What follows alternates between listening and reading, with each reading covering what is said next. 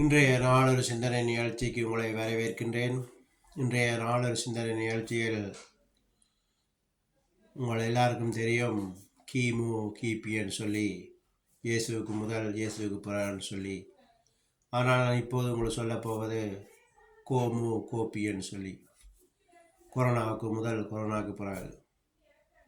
கொரோனாவுக்கு முதல் பார்த்தீங்கன்னு சொன்னால், இந்த உலகத்தில் உள்ள மனிதன் என்ன நினைத்தாலும் அது அவனுக்கு நடந்திருக்கிறது. அதனாலேயே அவன் சொன்னான், கடவுள் இல்லை என்று சில பேர் சொன்னார்கள். படித்தவர்கள் நாங்களாம் பெரிதென்று நினைத்தார்கள். சயின்டிஸ்ட்மாரெல்லாம் கடவுள் இல்லை என்று சொன்னார்கள். ஆனால் கொரோனாவுக்கு பிறகு பார்த்தீங்கன்னு சொன்னால் எல்லாமே தலைகளாக மாறிவிட்டது.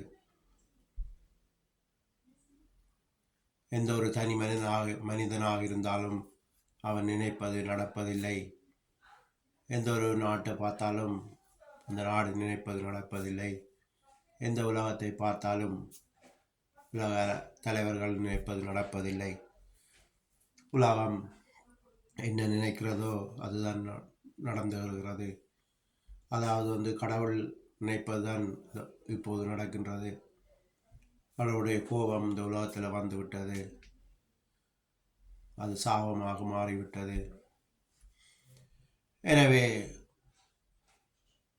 கடவுளிடம் பிரார்த்தனை செய்து கொள்ளுங்கள். எங்களை பாதுகாருங்கள், பஞ்ச காலத்தில் எங்களை பாதுகாத்துக் கொள்ளுங்கள் என்று சொல்லி பிரார்த்தனை செய்ய வேண்டும். இந்த வீடியோ பார்க்குற இந்த நிலையில் நீங்கள் எப்படி இருக்கிறீங்களோ அந்த நிலையிலிருந்து சந்தோஷமாக வாழ கற்றுக்கொள்ளுங்கள். கடவுளுக்கு நன்றி சொல்லுங்கள். எங்களை பாதுகாத்துக் கொள்ளுங்கள் சொல்லி செபித்துக் கொள்ளுங்கள் என்று சொல்லி இன்றைய நாள் ஒரு சிந்தனை நிகழ்ச்சியை முடித்துக் கொள்ளுகிறேன். நன்றி, வணக்கம்.